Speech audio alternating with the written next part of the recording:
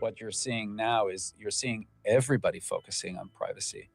Now everybody's very focused on real world tokenization of what you're seeing now is you're seeing everybody focusing on privacy. Now everybody's very focused on real world tokenization of assets, enterprise use cases, collateral mobility, and now suddenly privacy is becoming an important topic.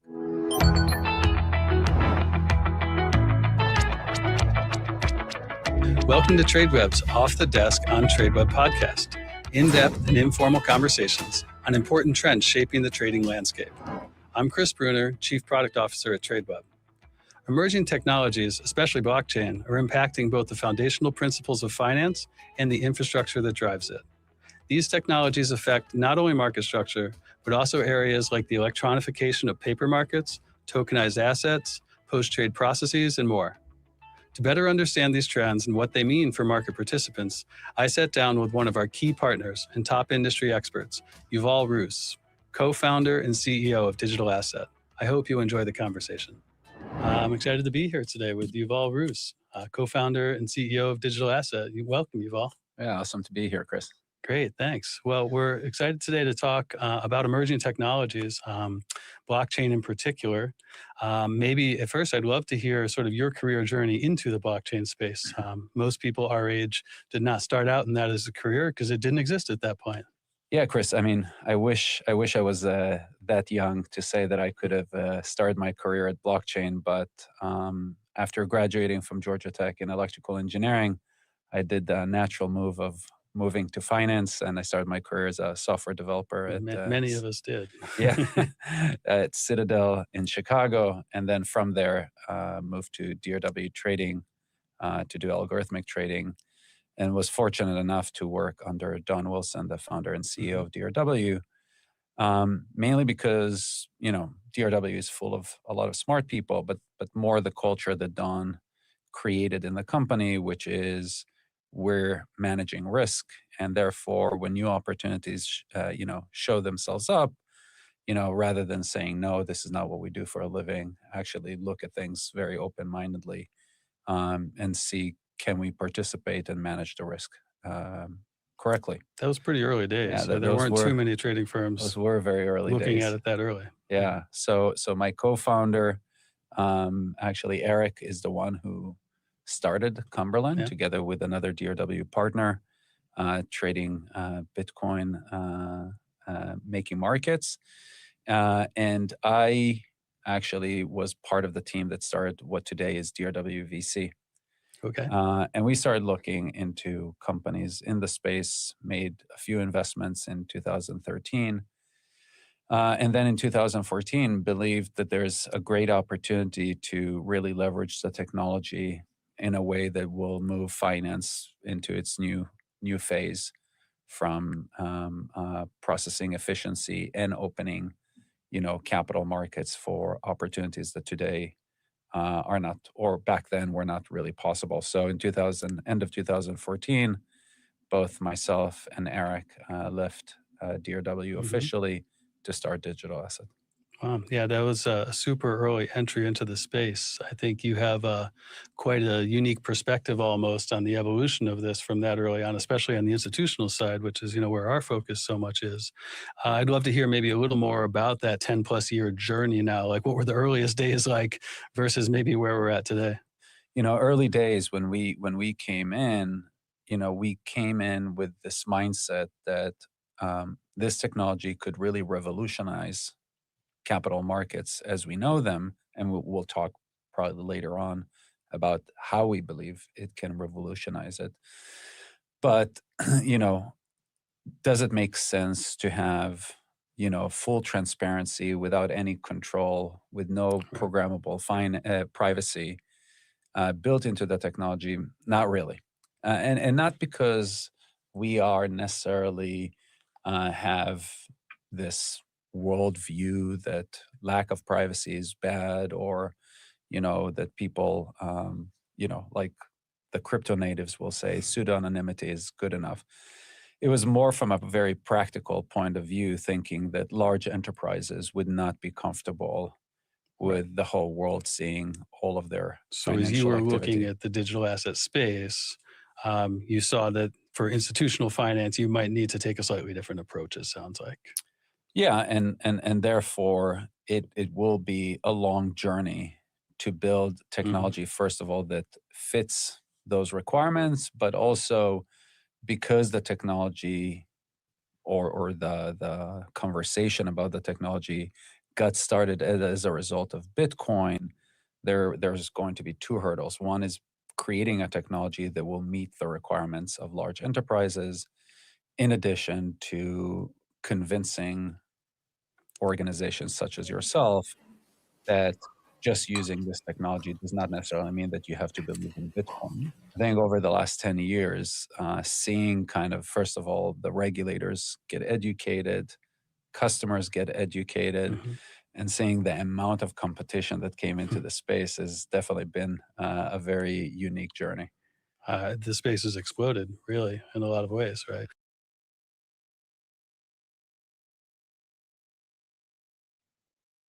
Good afternoon, everybody, and welcome. My name is Anne-Sophie, and I'm very excited to be leading today's discussion on behalf of Digital Euro Association. It's a pleasure to welcome all of you. And I'd like to also thank our panelists for joining us. And before we dive in, I'd like to invite each of you to briefly introduce yourselves and the perspectives you bring to this conversation. So maybe Karen, we'll start with you. Sure. My name's Karen Ottoni. I'm with Linux Foundation Decentralized Trust. We are part of the broader Linux Foundation umbrella, but we focus on hosting open source technologies in the decentralized space. So think DLTs, ledgers, cryptographic tools, smart contract technologies, decentralized identity, et cetera. And many of the implementations you're seeing by enterprises and institutions use our technologies.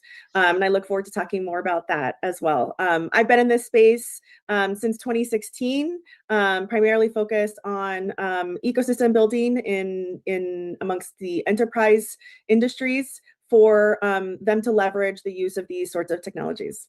Thank you for having me. Thank you, Karen. Georg, over to you. Yeah, hi, Georg Schneider here.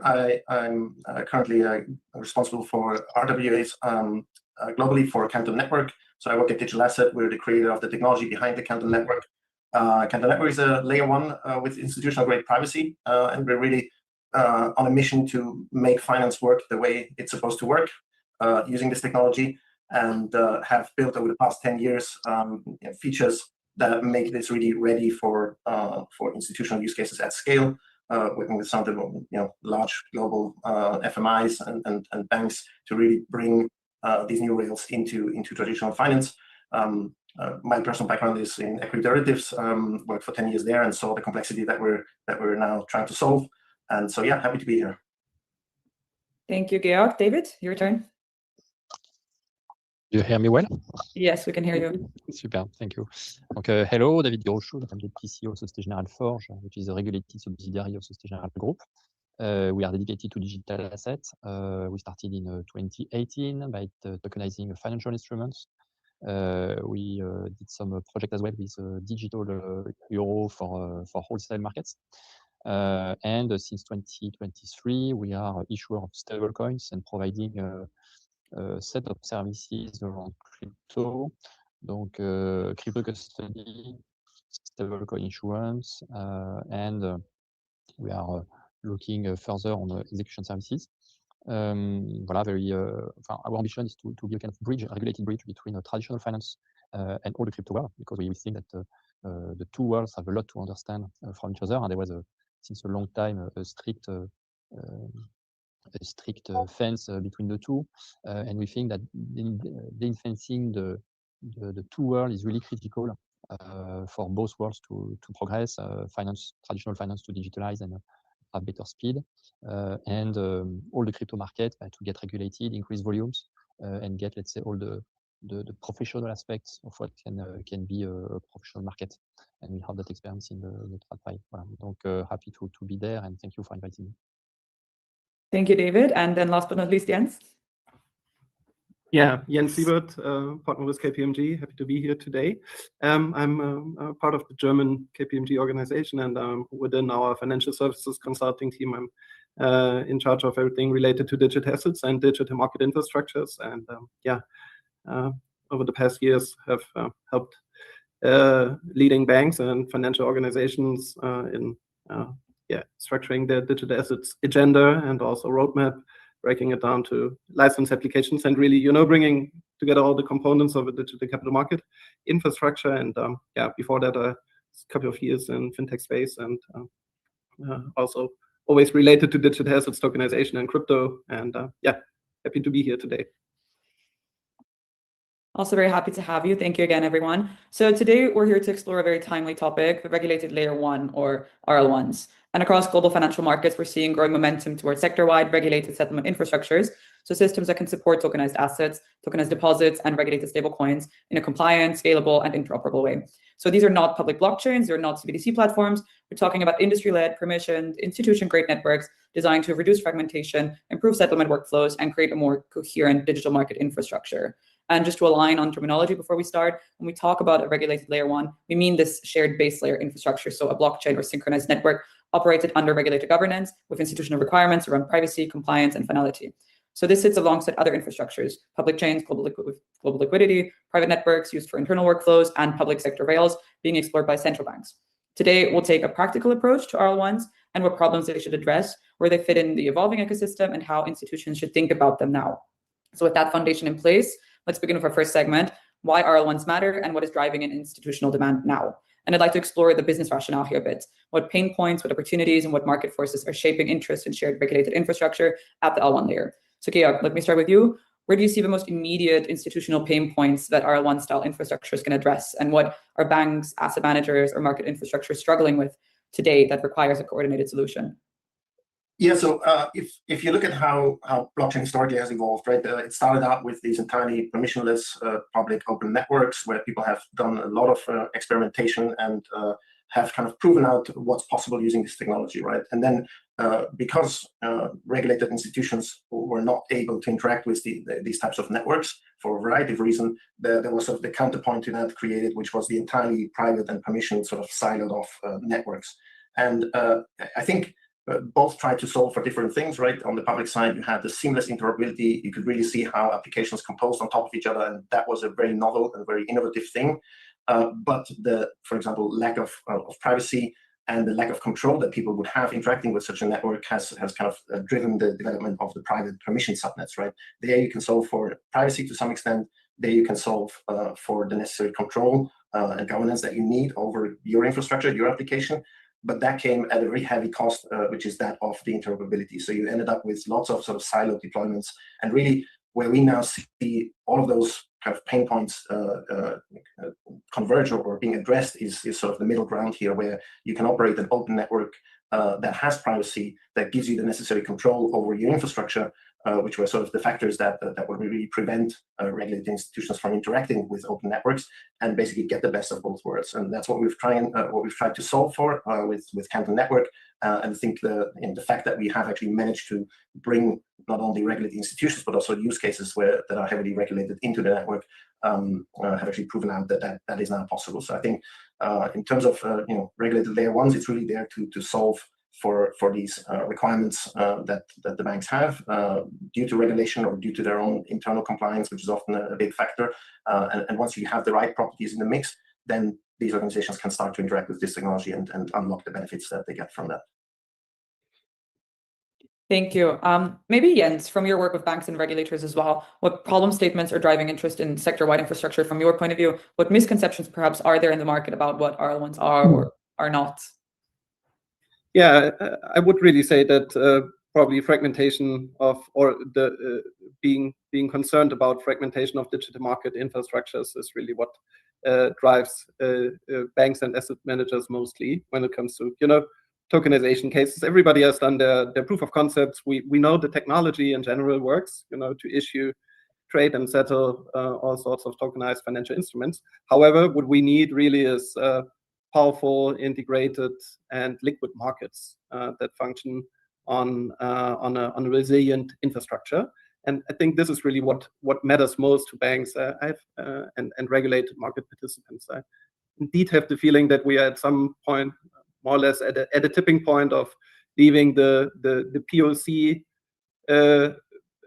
era behind us, and now really working towards joint and powerful digital financial market infrastructures, at least from the European perspective that I mostly have. I can see this development.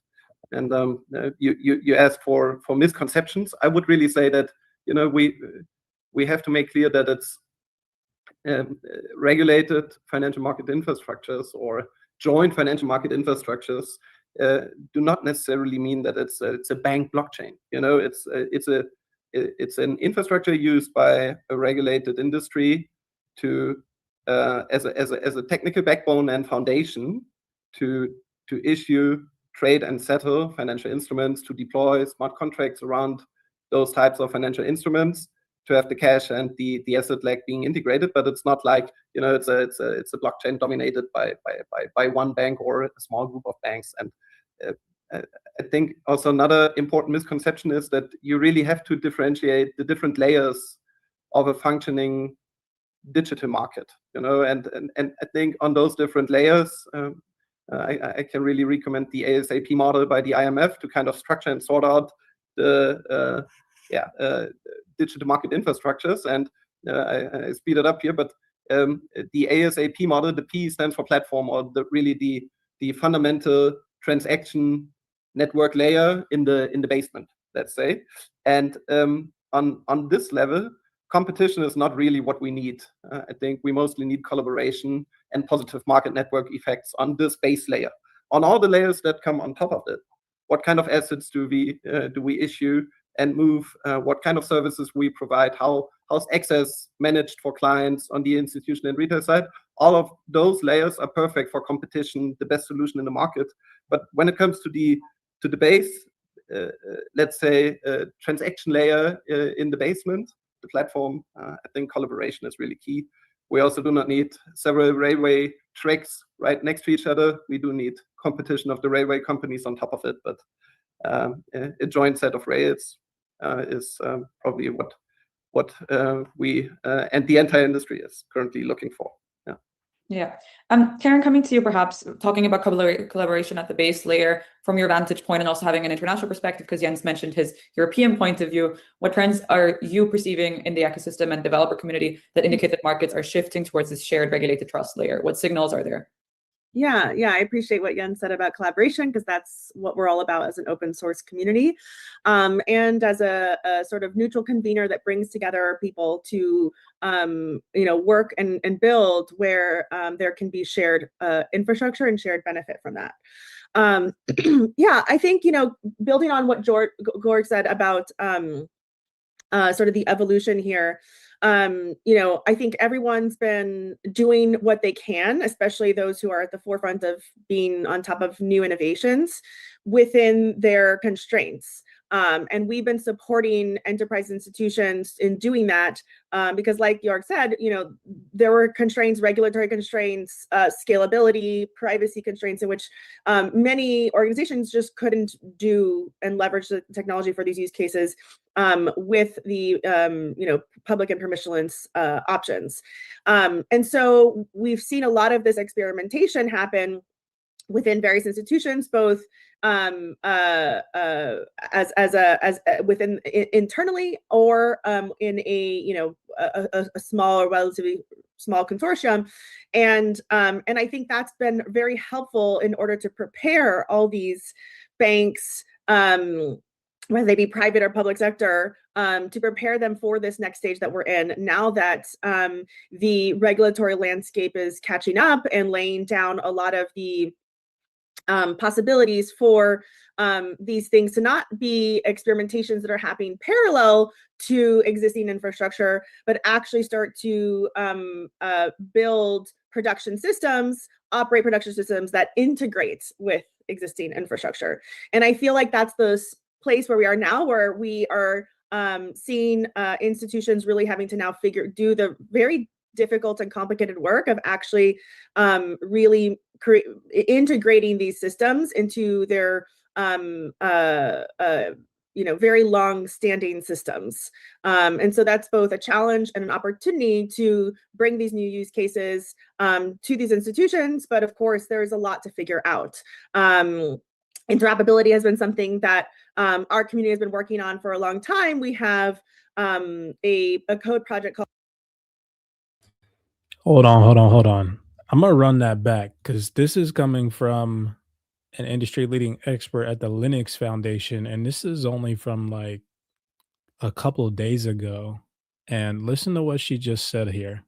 Pretty sure that's pretty damn important considering the hype that we've seen in this space and whatnot, and how she just pretty much confirmed like we're still in this integral phase where banks are trying to figure things out. Hold on, real quick. Take a second and listen to what she just said.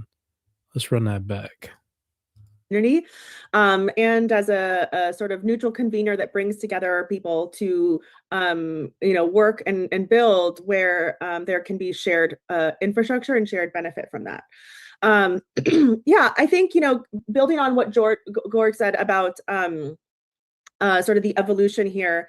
I think everyone's been doing what they can, especially those who are at the forefront of being on top of new innovations within their constraints. And we've been supporting enterprise institutions in doing that because, like Georg said, there were constraints, regulatory constraints, scalability, privacy constraints, in which many organizations just couldn't do and leverage the technology for these use cases with the public and permissionless options. And so we've seen a lot of this experimentation happen within various institutions, both within internally or in a small or relatively small consortium, and I think that's been very helpful in order to prepare all these banks, whether they be private or public sector, to prepare them for this next stage that we're in now that the regulatory landscape is catching up and laying down a lot of the possibilities for these things to not be experimentations that are happening parallel to existing infrastructure, but actually start to build production systems, operate production systems that integrate with existing infrastructure. And I feel like that's the place where we are now, where we are seeing institutions really having to now do the very difficult and complicated work of actually really integrating these systems into their very long-standing systems. And so that's both a challenge and an opportunity to bring these new use cases to these institutions. But of course, there's a lot to figure out. Interoperability has been something that our community has been working on for a long time. We have a code project called Hyperledger Cacti and Smoot, which allow for integration between different distributed ledgers. We also see privacy coming up as more and more of a focus because now we're actually dealing with real transactions, real data. And so there's a lot of different technologies in the space that are being explored, different flavors of zero knowledge. In our community, we have a new project that we that just graduated called Paladin, which is this composable framework for privacy on EVM. And so I think that we have been creating this foundation of the various tools and are seeing these networks expand into these multi-stakeholder regulated layer 1 models where we need to move towards actually building an infrastructure where we can not only take advantage of digitizing or creating digital assets with this technology, but also the new possibilities that it offers as well. And so I think that's really where you're seeing this evolution into these RL1s, although some have been operating for a while, right? We have DTCC has had their project ION for several years now, Finality as well, Euroclear, the Japan Securities Clearing Corporation has also had several commodities listed and are doing real transactions with that as well. So this has been happening, but I think what we're seeing right now is with the shift in the regulatory clarity and frameworks, both in the US and Europe, and the perhaps pressure of competition from stable coins, we see more of a push into getting these consortia together and creating this infrastructure that can allow us to operate globally. Yeah, entirely. And I guess that's how. That was a huge mouthful, but I like listening to people like that that lady comes directly from the Linux Foundation. Let me go back and see what her credentials were. She is, dang, it doesn't say who she is from the Linux Foundation. Hold on, let me see if it's in the.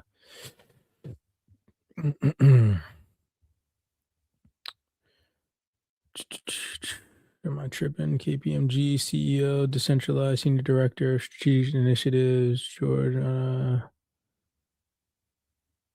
name Karen. Okay, she is the senior director of ecosystem and strategic initiatives at the Linux Foundation. And she's just a month ago. This is from December 4th, 2025, talking about how banks are just now in this phase where they're starting to really integrate all this stuff into the core banking infrastructure. And so I like playing these video clips because you have all these opinions and theories fluctuating around on the internet from the retail side of things, but like what you don't see is the people that actually have credentials in this space floating those ideas around. And instead, the people that actually have credentials in this space are the ones telling you like it's not really quite time yet. We're definitely at that tipping point, and we're definitely starting to see scaled adoption in a much better regulatory environment, but banks are still trying to figure out where all of this fits in. So I like hearing things like that because it really brings us back down to reality with all these high price predictions that get thrown around on whatever project you're interested in. And it gets you to realize like this is a long-term game, right? This is not some overnight quick fix, moonshot, freaking, overnight lottery ticket. This is the transformation of the financial ecosystem. And if you understand that, then you should be watching panel discussions like this that go relatively unnoticed. I mean, this is literally from the Digital Euro Association. You would think that a video breakdown like this, a podcast, would have so many more views, but bro, this only has 25 freaking views. 25 views. Oh man. This is the stuff that matters right here. Stuff like this. Yeah, which is of course why the vast majority of people that hear this for the first time and they'll hear me say something like, yeah, it's not time for the moonshot yet. And they'll be like, oh, you're wrong. And I'm I'm like, okay, dude, whatever, keep listening to Twitter people on Twitter, whatever, and stop listening to the people that actually work at these foundations, like the freaking Linux Foundation that literally governs every major organization that you use and have in your household products and like everything that you own. Linux Foundation. Okay. Damn. Yeah, that's major. Every store you go to, every piece of clothing you wear, everything. Linux Foundation, Wow. So you could choose to listen to this lady or not. But anyways, I thought that this video breakdown, it's pretty lengthy. I don't want to finish the whole thing. We don't have time for it today, but this is the regulator layer 1 building the digital foundation of finance shared in the private CyberX Discord stream that took place live on December 4th. And it's got individual gentleman from the Canton Foundation. Who is he? Give me a second. He is the George Schneider, the global head of RWA at Canton Network. So I'll probably finish listening to that maybe after this and let it play once we're done our talking spiel. But let's dive into today's video breakdown and just get some stuff out of the way. So the reason why I like that too is because, we have Yuval Ruse here from just a couple of weeks ago going on to talk about how the Linux Foundation chose the Canton Network. Out of all the blockchains out there, they chose the Canton Network, right? So this is from a couple of weeks ago. I don't remember the particular date, but just listen to Yuval Ruse say this real fast. And we wanted to make sure that everybody understand that at Digital Asset, we take these type of things very seriously. So the other thing that was an amazing surprise is that we approached Linux and we told Linux that we would want them to be the governing body of Canton. And they told us that they haven't agreed to talk to any blockchain project. They have Hyperledger that sits under Linux, but the parent organization never agreed. They said everything can go to Hyperledger, but we are not touching these things. And about almost 2 months ago now, they gave us a green light to form a new project under Linux, and we're hoping within the next few weeks to kind of officially kick off the foundation, and Linux will be the governing body for Canton. Wow. So yeah, bro, Linux has been the overseer of, foundations, but never an actual governing body of a blockchain, and they chose Canton for the first time. That's massive. That's massive. It is pretty nuts. It's very interesting to say the least. First off, guys and gals, welcome back to another Well 28 Club Podcast Friday episode. We've been covering deep research on Canton. I don't think that we're going to have time to get to some of the XRP stuff that I have today, because I really only have an hour. I have like 50 tabs open today. Maybe we will, maybe we won't. I'm going to cover Canton first, and then if we have time, if we don't reach an hour by then, which we're already going on 30 minutes, we'll get into some XRP stuff. But nonetheless, just understand first before we dive in, it's so sickening seeing people in the comments think that here in the Well 28 Club we're maxis, or that we're bandwagoning a project, or any of those things. We're so diversified in this community. We don't gravitate towards any one project. We gravitate towards research. We gravitate towards things that are happening in this space that we believe people should be paying attention to, and you guys can choose what to do with that information. So nothing that we constitute here is financial advice. We're not telling you guys to go out there and invest in Canton Coin, nor are we telling you guys that Canton Coin is the chosen one by any means necessary, nor XRP or Metal or XPR or anything like that. We don't have those types of opinions here. We just do research. All right. So we hope that the real people out there that are listening and tuning into these calls actually appreciate that type of research and that value, instead of all the hype opinionated bullcrap that exists out there on the internet, where people just throw ridiculous theories and price predictions out to you guys and distract you and keep you diluted into this lottery fixed mindset. Here in this community, in the CyberX Well 28 Club, we just do research. Okay. So with that being said, let's kick it off, as they were talking about tokenization, and CoinDesk just dropped this article a couple days ago, published January 7, 2026. Tokenization super cycle set to drive crypto's next leg higher in 2026, Bernstein says. And this goes on to read, Wall Street broker Bernstein said 2026 is likely to mark the start of a tokenization supercycle, with digital assets having probably bottomed after a weak end to 2025, making market dips an opportunity to add exposure to crypto-linked stocks. The broker says sentiment weakened late last year, but underlying fundamentals remain intact. Analysts led by Gautam Chujani wrote in a Tuesday report. So that was just interesting to see, because there's a lot of fear-based sentiment right now, and we know the long-term trajectory of this space. Anybody that has done the research, put in the elbow grease, and this is not your first rodeo, knows that these discounted opportunities that we're seeing across the board in multiple different altcoins is nothing but that, an opportunity to fill the bag on blue chip digital assets that are actually solving real world use cases and real world problems. And I couldn't support that enough. Now, we've seen so many recent developments in regards to the Canton network lately, and because a lot of people have never heard about the Canton network, nor do they know that it's existed since back in the early days of ETH, right? Back in 2014 era, they think that it's just this random blockchain that popped up out of nowhere, but it's actually not, and it's been around for quite some time.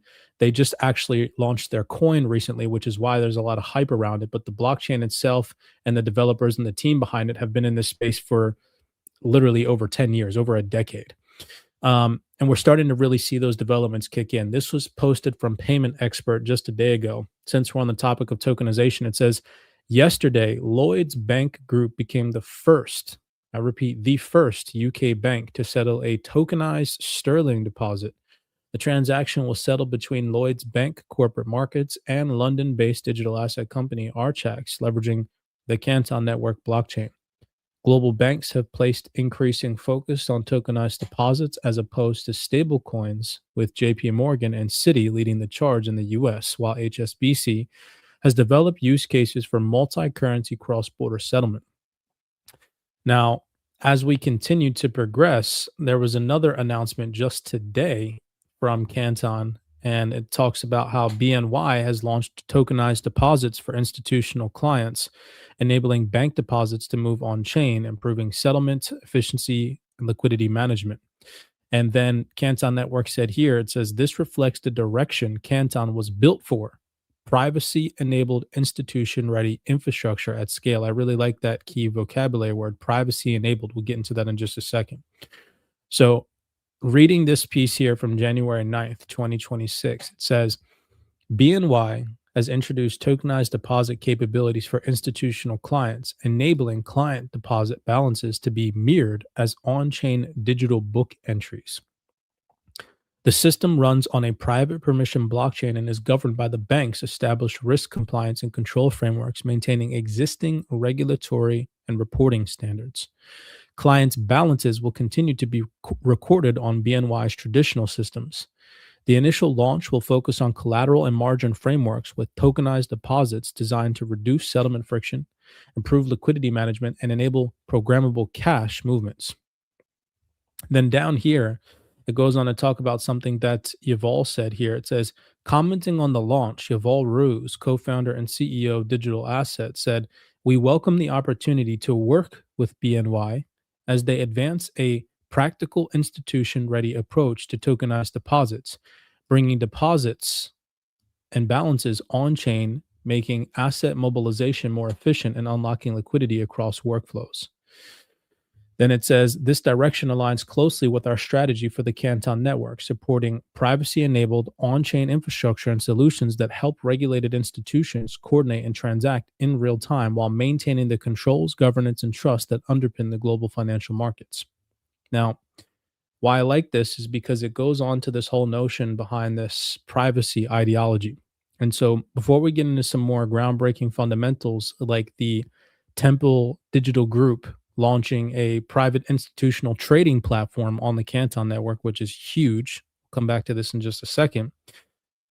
I want you guys to remember first that NASDAQ also is partnered with the Canton Network. And if we come over here to this December 16th FT Partners tokenization of real world assets, again, the title and topic of tokenization, mind you, what Bernstein's just said here in this CoinDesk article, that tokenization is going to take 2026 by storm, right? Well, listen to what the NASDAQ CEO here, you can see Adena Friedman, chair and CEO of NASDAQ, says and talks about in regards to privacy and how these institutions are going to need this privacy in order to even operate at scale in these markets. Take a second here and listen to what she says. They felt very kind of comfortable around, and those cadences around protocols are fundamental to institutions trusting how these transactions go. And I just wanted to kind of mention that because Yuval had brought that up.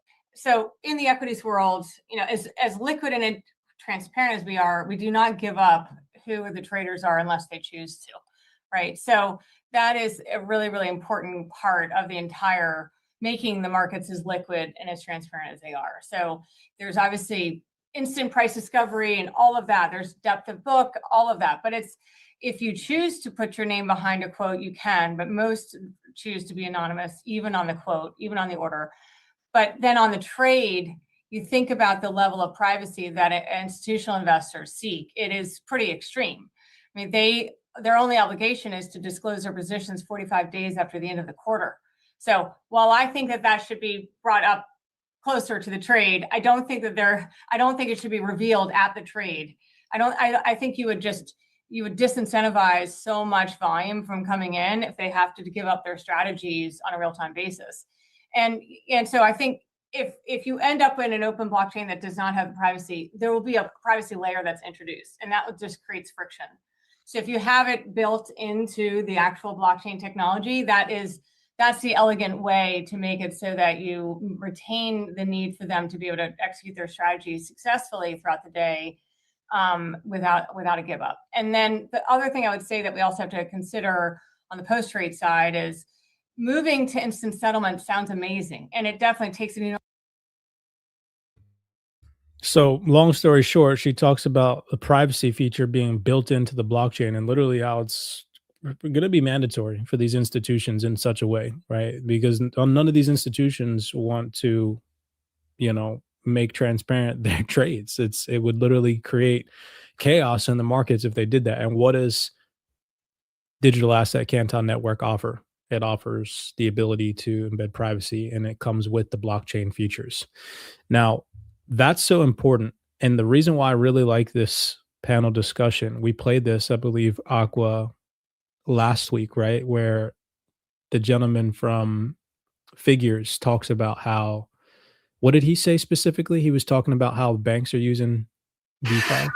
Yeah, how basically the employees or I don't know if you'd call them employees, but the people that work for these institutions have been testing DeFi out. And remember, going back to our previous conversations back in beginning of 2000, I mean, I would even say 2024, right? We were like, where's all this money coming from? Because on DeFi Llama, I think the total value locked was a good amount. I don't want to throw out a number, but we were like, where's all this money coming from once it started to click? And then we were like, man, maybe it's the institution like private money. And he basically tells us that that's what they were doing, at least from these group of individuals, right? So yeah, asking the question, like, where are these these wallets that have, $10 million sitting in a stablecoin liquidity pool? Like, that's not just your average retail investor on working your 9-to-5 job with 10 milli sitting in the liquidity pool. That's some institutional, worker or somebody that understands the game, that has that amount of capital, that's sitting there testing these things out. And this guy proves it right here. Take a second and listen to this, yo. Sometimes, these things can feel like side projects inside of these larger institutions, and the concept of kind of where this is headed as being a side project feels like very much off the table right now. Well, I was sitting at a lunch with the head of equities at one of the big sell side banks, and they pulled out their wallet and showed me their Phantom wallet and their MetaMask wallet and all the stuff they were doing in DeFi. And they understood it inside and out, and they understood what the value prop was. It's not trading stock 24/7. It's the DeFi collateral aspect. bro, I would even say this just the level of maturity to have 10 million in stable position, right? Give any degen $10 million and it's going to be in meme coins, blue chips, what they think are blue chips, right? So the fact that it's in stable coins speaks loudly as well. Now, we're going to do something here for you guys that I guarantee you no other influencer group that has covered this or will cover this groundbreaking fundamental piece is going to show you all physical proof. How many times you've been following these podcasts and you're even a part of the Well 20A Club? This is going to blow your mind. Have we been screaming at the top of our lungs that these institutions will be, for a fact, earning rewards and yield on their digital assets? And that is the future. Get involved, learn how to do it, because that's what's about to happen, right? Well, you guys just heard that gentleman from Figure talk about how he sat and ate lunch with a sell-side bank, and he showed him his wallet, and they were talking about DeFi on Phantom Wallet and MetaMask. Like, if that's not confirmation enough, check this out. So yesterday, Temple Digital Group launched a private institutional trading platform built on the Canton network, offering continuous 24/7 trading of digital assets using a central limit order book and non-custodial market structure. Now, this is great, but what's so crazy about this is that these institutions that use this trading platform, Temple Digital Group, are about to be earning rewards in Canton for using the freaking platform, y'all. Check this out. So let's dive into this. This is from Cointelegraph. Temple Digital Group has launched a private, and remember, we heard the NASDAQ CEO sitting on a panel with Yuval Ruz talk about how important privacy is and the privacy aspect of trading. Okay, and mind you, this just launched on Canton. Temple Digital Group has launched a private institutional trading platform built on Canton Network, offering continuous 24/7 trading of digital assets using a central limit order book and non-custodial market structure. According to an announcement shared with Cointelegraph on Thursday, the platform supports trading in cryptocurrencies and stablecoins and is designed to allow institutions to transact with approved counterparties while maintaining privacy and regulatory oversight, with participants retaining custody of assets rather than relying on a central intermediary. The system is built around price time priority central limit order books with sub-second matching and includes execution monitoring and transaction cost analysis tools intended for institutional trading desks, the company said. So again, this is for institutional clients. This is not for your average retail investor. All right. It says the platform, to confirm this even more, is live and is onboarding institutional users, including the likes of asset managers, market makers, and financial institutions, with support for tokenized equities and commodities planned for 2026. So this is confirming what this platform is designed for: market makers, financial institutions, and asset managers. So let me rest my case. If we come over here and we go to the Temple Digital Group website and LinkedIn profile, this blew my freaking mind yesterday, because all day yesterday on their LinkedIn profile, they were posting about this. Canton Coin is now available on Temple. This is from 2 hours ago, right? And then if we come over here in the CyberX research channel, what did we find? I'm going to play this little tiny video snippet for you guys. And I asked the same question on the Zoom call, on the private Zoom call yesterday that we had with the community. Do you see what they say here in this little 21-second video? So I'm going to play it. I'm going to mute it though, because I don't want to get freaking copyright infringement for the little tiny music that they have in the background. But this is directly from Temple Trading Digital Group, and we already know who's going to be using this platform. Okay. And look at what it says. So just take a second and watch this.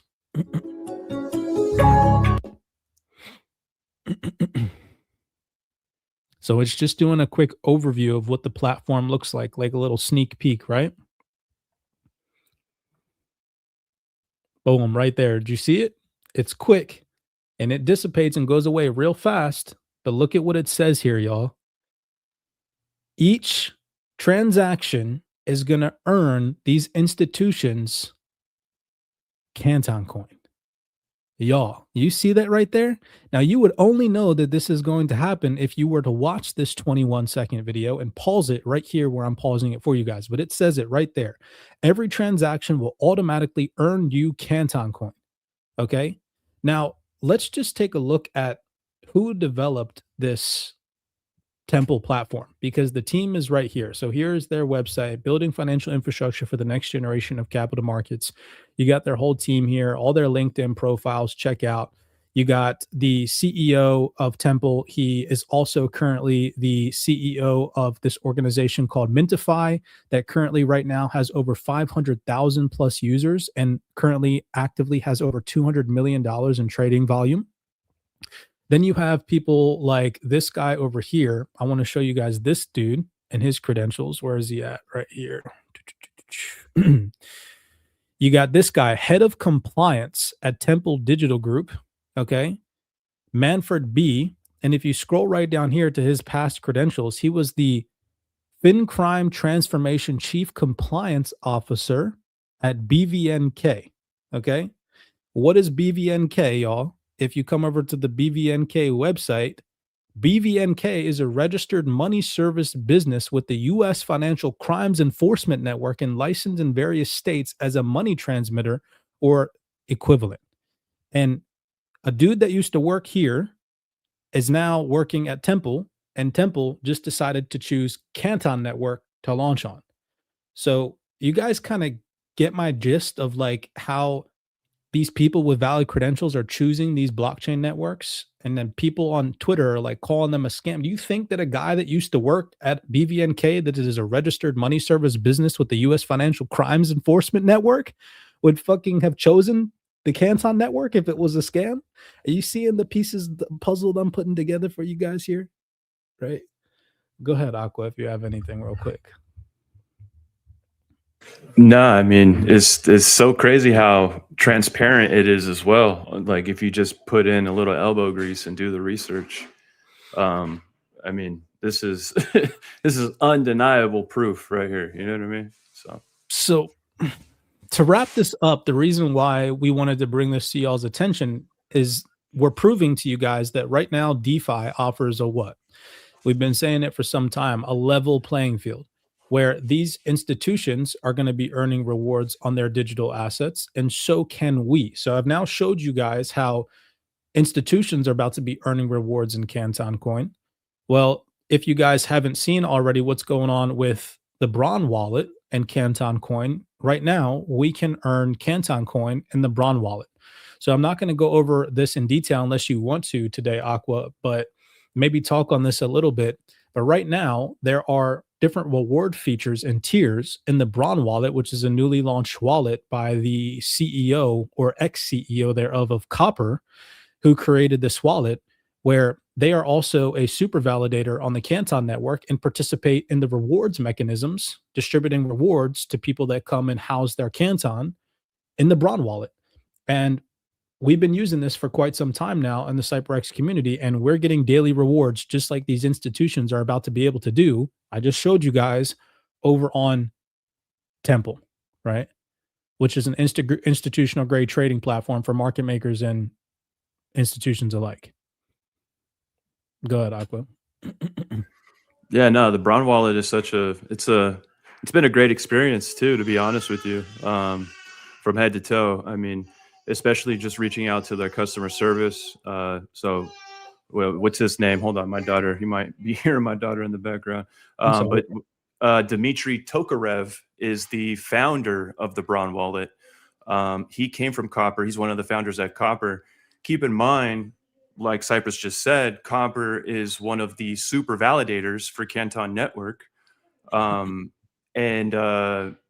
Yeah, Dmitry is still basically he's a huge investor still for Copper, and this guy is no small fry. Like I proved on our Zoom call yesterday. I can just share my screen actually real quick so I could show you guys who this man is and what his net worth is.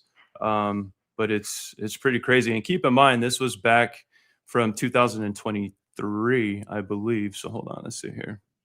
So yeah, this is the wealthiest Brits in tech, right? We got our guy Richard Branson right there, but number 36 on this list is Dmitry Tokarev, Copper. 264 million is his net worth, and again, this is back in 2023, so it could be much more than that, right? Oh yeah, bro, his net worth is way higher than 223 right now. Yeah. Yeah, that's phenomenal. It just goes to show that these people are building things in a space that actually matter. And a lot of people, you know, if you're new to this whole entire thing that we're talking about right now, you know, don't just go and jump in. This is the type of stuff that we talk about in the Well 28 Club on a consistent weekly basis all the time, like earning rewards, getting our digital assets working for us. I suggest that you guys take some time if you're interested in these types of things and just start reading, start reading documents, start reading websites, start reading information on this, because it's all there. It'll answer all your questions. A lot of people will be like, well, where do the rewards come from? Are you even allowed to do this? Is this even possible? How is it all possible? What are the reward distributions like? Do the rewards fluctuate? Like all the questions that you could possibly have outside of tapping into the Well 28 Club, where we discuss these things on weekly Zoom calls with the private community members. It's all there for you. If you just start to lock in and tap into a community that points this stuff out, then you can go easily find it, right? So maybe I'll read this and wrap it up here, because there were some questions on how is this even possible? Well, let's dive into this. These are the documents from Braun, and it talks about how all of this is possible and kind of like what it is about. So again, I'm reading this because I'm trying to show you guys that, and me and Aqua have been trying to show you guys for the longest time, why it's so important that right now you stop focused on this price appreciation theoretical bullshit and you start to focus on cash flow. Cash flow is king. None of the institutions, if you guys actually listen to the panel discussions that stream constantly week after week after week, are ever focused on price appreciation. What are they focused on? Collateral, tokenization, posting digital assets, utilizing them to earn rewards and build treasury portfolios, and then have those treasury portfolios inside staking mechanisms and then earning yield on those and just generating more income every single month. So you would start to think like that would change the retail perspective into cash flow is king, right? But again, because most retail traders are manipulated to believe that we're in this cycle that we're just going to see high-end freaking prices out of nowhere, they're not focused on these things. I encourage you guys to put that stuff aside and just learn how to get your digital assets working for you. Even if it's $1 a day can snowball into eventually $10 a day. if you know how to do it properly, right? That $10 a day again, therefore, after can snowball into $20 a day and so on and so forth. So reading this is from the Bron Canton Rewards Program. And it says Canton Coin. First off, this is not available for individuals in the United Kingdom. So sorry for anybody that's in the UK. That sucks. Canton Coin is the native utility token of the Canton network, an infrastructure designed to bring real-world asset tokenization onto always on-chain capital markets. Canton aims to increase the adoption of Canton Coin, and one of the ways the network encourages participation is by providing rewards. When paired with Bron, the Bron wallet enables users to participate in rewards programmed by holding both Canton Coin and Bron tokens. By activating Canton and the Bron desktop app and meeting the required holding thresholds, users become eligible to share daily rewards that reflect the Canton network's utility-driven tokenomics and its ecosystem participants and contributions. Now, depending on the activity on the Canton network may mint new Canton tokens as part of its protocol level tokenomics and distribute them to eligible participants who generate activity on the network. The size of the rewards and the rules for their distribution among participants are determined by the Canton Foundation. Bron has no influence over this process. Bron does not guarantee any specific level of rewards and is not responsible for the amount, timing, or continuation of rewards distributed by the Canton Foundation. As it goes on to continue, it says, to join the Canton and Bron Rewards program, you must have an active Bron plan by holding Bron or a fiat subscription. Activate Canton, available only in the desktop app. Hold both Bron and Canton tokens in your Bron wallet. And once you have enough Bron and Canton coins, you can then join the rewards program directly from the Bron wallet interface. Here are the available tiers.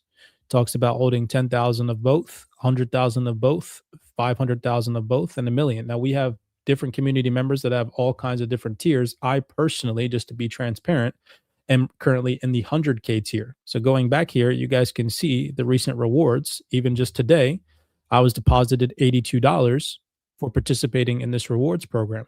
And I'm sure Aqua, the same thing, right? How many rewards over the past consecutive days have you earned? Can you share? Yeah. Let me share real quick here. I think it's like 3,500. Let me see here.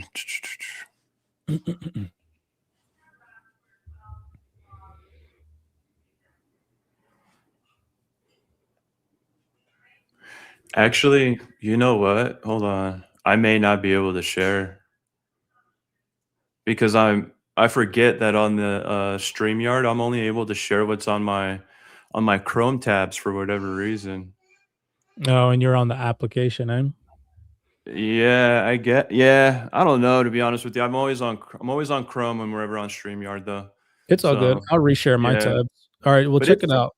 It's 3,500 Canton is what I've earned in the last 4 days, I believe it was, or something like that. 4 or 5 days. So here's all the rewards that have been distributed. And I mean, you could see it deposits every single day. Rewards, $9, $9, $9, $10, $10, $10, $12, $12, $10, $11, $9, and it goes on, right? So, you know, here in the Wealth 28 Club, we're just all about passive income and cash flow. And what you decide to do with this passive income and cash flow is up to you, of course. But nonetheless, the goal is cash flow. $10 a day, every single day, turns into $70 a week. And $70 a week could literally pay your freaking water bill.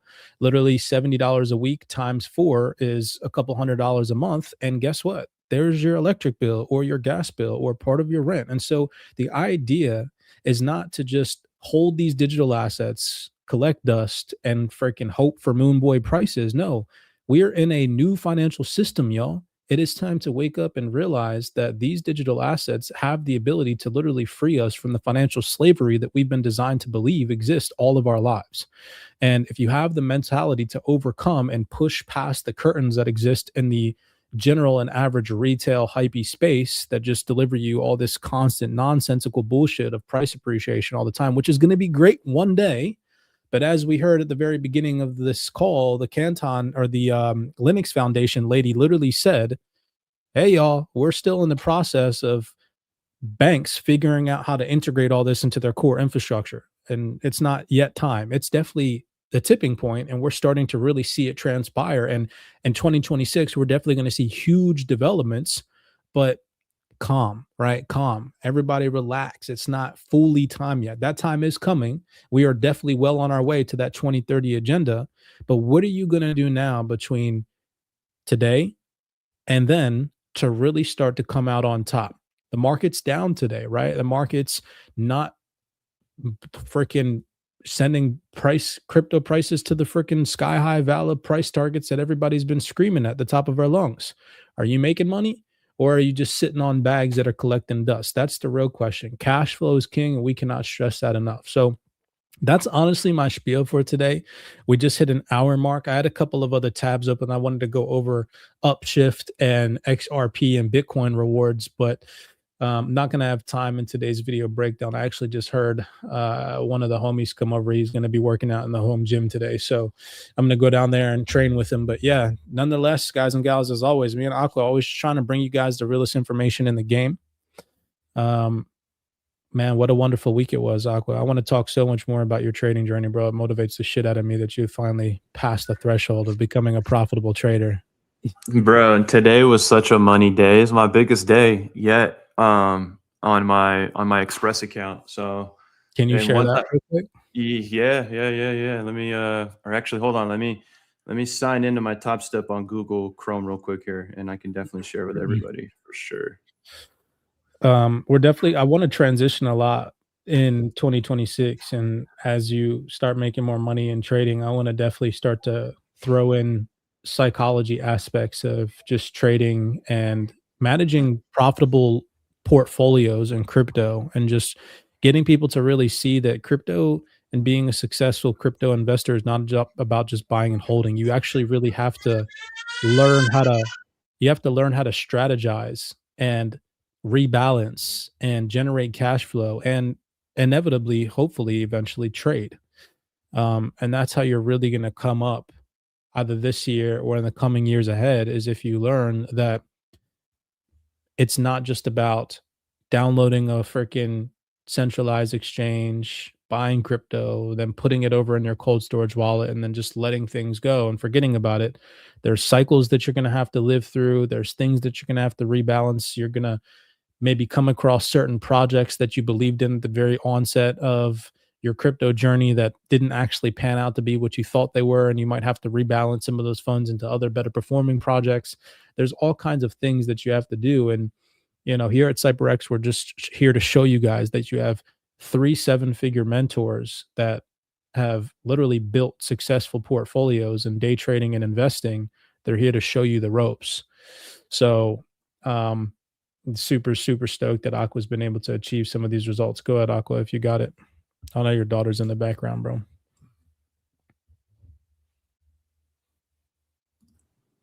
Yeah, give me just a second. Hold on. I'm trying to get my password real quick here. Hold on 1 second. For anybody that's listening in, don't forget that throughout the week, when I do have time, I will be streaming some of the panel discussions that are shared inside the private CyberX research Discord. There's literally hundreds. I can't even keep up with the researchers nowadays because of how busy I've been lately. All the research that goes inside the private community. But as always, if you guys want to access the videos, for example, like the panel that we shared at the very beginning of this from the Digital Euro Association, it has 32 views. How embarrassing is that? That such a major organization in this space is getting barely any views via the education that they're pumping out. You guys can always find that valuable information inside our private CyberX Discord. Like literally today alone, if you come into our, let me share this screen real quick. You come into the crypto, let's share this, the crypto research specific conference tab at the very bottom of our research channel here.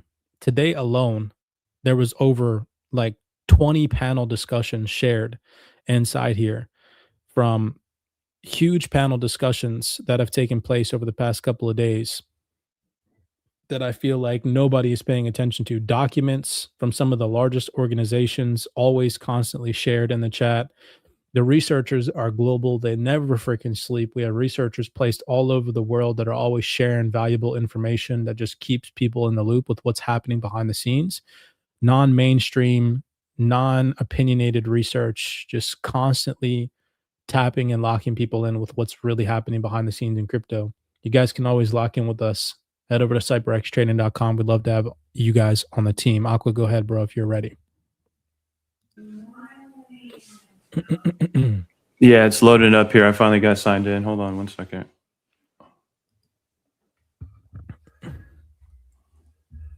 I wish I had time to share with you guys this upshift stuff that I found on XRP and Bitcoin, because yeah, 2026 is going to be very interesting for yield on both assets, Bitcoin and XRP. Maybe we'll save that for next week's podcast. All right, let me share my screen here real quick. I'm trying to get logged into my, for whatever reason, watch, I'll explain right now what I'm what I'm talking about. So I got logged in to my Top Step where TradingView is at, right? And you can see today my profit and loss here, my biggest day yet, $1,545 right here at the top. But I really wanted to show you guys my dashboard as well. But this is like, for whatever reason, a different password. But yeah, hold on, let's see here. I can go over what I caught today real quick. I can show you guys that as well. Let's see here. Can you see my screen pretty good, or? Yeah, bro, your screen's fine. You got a lot of background noise. Yeah, my bad. My family's up having brunch right now in the kitchen. All right, so yeah, this is the move that I caught. So we trade MNQ, and right at the opening, 6:30, you know, it started rumbling and roaring like it usually does. I mean, the candlesticks just start going, right? But on the lower time frame, I had seen a pattern that played out for us, and it's a pattern that we know here in the CyberX Superior Trading Group, and I'm telling you, it's quite the edge. But I don't want to go over that pattern and share too much, right? But that pattern is what led me to having this success today with catching this whole move to the upside after the market had dipped. So yeah, and on the lower time frame, you can see the pattern. But you know, for those of you that are tapped in, and you know, you're feeling like, man, I feel like I have what it takes to trade. Tap in with us. Honestly, tap in with us, because what you're going to learn is going to give you an edge like no other. And that's just my personal views and my personal opinion. Keep in mind, I haven't been trading for that long now. I mean, how long can I actually technically say I've been trading Cyprus? Like maybe 3 or 4 months, maybe technically, right? I'd say 6 months. 6 months. Okay. Yeah. So yeah, since the summertime, pretty much, like at the end of summer. So yeah, you're right. 6 months and you're fully profitable and eligible for payouts. Yeah, 1000%, 1000%. So yeah, and that's what I was trying to, hold on. Let me see if I can sign in to my other dashboard just so I can show everybody the payout, but I just don't want to try to sign in front of everybody. Hold on one second. I really, I'll say this real quick. I want everybody to understand, like I posted a video clip the other day of the mentors inside the CyberX community, because bro, this week alone, we cleared over $200,000 collectively together between myself, you, and Scalper. Well, I'd say that now, if I went to go back and recalibrate that, over $300,000 this week we cleared from the markets. And we don't share that with people publicly to like brag or boast. We're trying to show you guys that there's a community of individuals that actually have valid information and data that can really truly give you an edge that most people are looking for on the internet but fail to find, because there's just like this smoke screen of information that exists on the internet that just like clouds everybody's judgment and just distracts people from like the real true information on how to trade and how to invest properly. It's pretty crazy.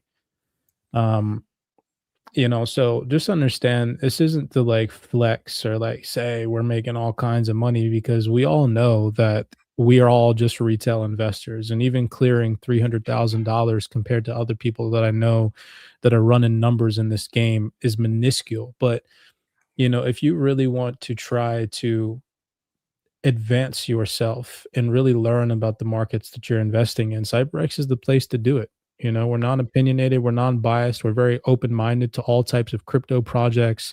We're open-minded to trading all types of different asset classes. There's people in our community that trade Forex, that trade crypto, that trade commodities, that trade futures.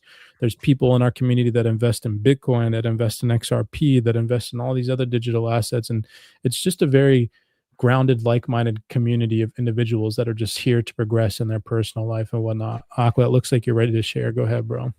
Yeah, can you see my screen? Okay, there we go. Yep. Yeah, so this is my dashboard. You guys can see here my win rate, 85%. My highest day with my entire what my entire account balances is pretty much today, right? Highest day, 5,421. And then my best day trading again is right here. My worst day was 164. That was on Wednesday. And yeah, I just had the discipline to walk away and not try to win that back and potentially put me in a deeper hole. I said, you know what, just let the market do what it does the rest of the day, come back. And sure enough, coming back the next day, Thursday, and then coming back today, yeah, it's been it's been surgical for myself. I'm just coming in and just smack. But yeah, you can see the payouts here. So this is my eligible amount that I could basically request to pay out myself. So I'm actually going to do that today. I'm going to decide how much, but I am going to do this today for the first time. So yeah. Asking you a quick question, right? Now that you're a profitable trader, what is something outside of, obviously, of course, benefiting your family and your personal bills and this and that, what do you think trading unlocks for people that really truly lock in, like in terms of investing and in terms of just capital allocation and broadening your horizon? Like you have DeFi, you have personal businesses, and then now on top of that, you have another income stream, trading. Yeah. So where do you see yourself, what do you see yourself doing with these extra profits that you're making on top of all the other capital that you're making as a 7-figure investor? I'm just having more family time, to be honest with you. Having more family time, giving back to my family. I got 3 boys, a daughter, and a wife. So, yeah, I got my outside everything that you just said. I also have all that on my plate as well. So, this is going to give me the ability to travel as well, even more, right? And basically just set up shop anywhere. All I need is a laptop and be able to connect, and I can apply the skill set that I now learn to basically make money anywhere in the world. But I'll even say this though too. I feel like I was already a patient person already, but if you think you are good at something, there's always so much more that you can do, because I feel like during this journey of becoming a profitable trader, I've learned a whole new level of patience. And that's something that you have to have. That's part of the psychology discipline that you need on a day-to-day basis when you are trading in these markets. Because I feel like if you don't, that's where that FOMO and that going on tilt after a loss comes from. It's like you're running out of patience and you feel like you need to win that money back right then and there. And I feel like, on Wednesday when I walked away from the 164 negative day, that took a level of patience as well, because I got to be patient for the market tomorrow now, right? And be okay with walking away with this L. But it's a whole nother level of patience though. So yeah. How important do you think learning these new digital skills are, like DeFi and trading and just growing a portfolio profitably in this new era of finance and AI that we're headed into? Wait, say that one more time. So, we're headed into this era of AI. And, for those individuals that think that it's some scam, AI is going to replace a lot of very minuscule, lower income earning jobs. Like, I can't imagine that in the future, you're going to have jobs like grocery store checkout clerks, like somebody that works at a grocery store scanning people's groceries. That job's going to be automated in the next 5 to 10 years easily. right? Yeah. So that person that's like sitting there, and I'm not like bashing that profession by any means. I'm just saying like an individual that's like there that comes home after that job, they come home, probably sit there, watch Netflix, fall asleep, like the average person, like it would benefit people like that that work those lower income earning jobs that could be easily replaced by AI so much to start to learn these things now while they are still transpiring and manifesting. How important do you think it is for the average person that works a job that can be replaced by AI to try to learn these digital skills like DeFi, earning passive income, or trading to earn extra income that you can then go and take? You got $2,000 right now that you could withdraw from the markets that you made this week alone. $2,000 a week is a huge amount of money for a normal person, but now you could go put that in a Metal X right now in a liquidity pool and start earning 40% on that. Yeah. Yeah. I would How say important do you think it is? it's extremely important to learn it. Especially if you're an ambitious person and you want to get ahead and you visualize, having financial freedom, to not pay attention to this, to not start learning this stuff and applying yourself every single day. I feel like this is a time in history like we've never been in as well. And like I keep saying, like the window of opportunity is closing for so many different things. Getting in on some of these assets, learning DeFi, learning trading, because there's so many things that are just like moving at a rapid speed with technology. That's just we're gonna wake up one day and it's never gonna be the same. It's imperative that you start learning this stuff right now. Otherwise, you're going to be real. This is just my honest opinion here. You're going to be at the mercy of the government. The city, wherever you're at, you're going to be at the mercy of whatever they say, because if now they are your source of, okay, there's no jobs, so we got to go sign up for, this thing called universal basic income. But hey, guess what? We got to do X, Y, and Z. And before that, we also got to complete A, B, and C before we go and get this. But hey, there's no jobs, so we have to go and do all this. And I don't know what those list of things will be. But if you're anyway, if you're aware of your surroundings right now, that there's not too many things that have your best interest on so many levels. So I think the biggest thing is, and let me know if you agree or not, but I think the biggest thing is lack of self-belief. Like a lot of people I see that come into the trading space or just DeFi or just investing alone, they think that they don't have like what it takes or the time that it might take to learn.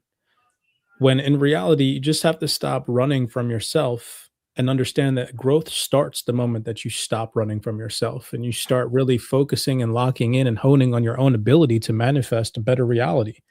Like the fact that you tell me all the time when we're on private calls, like, dude, I couldn't have imagined, back in 2021, if you would have told me I'm going to become a profitable trader in 2025, I wouldn't have believed you.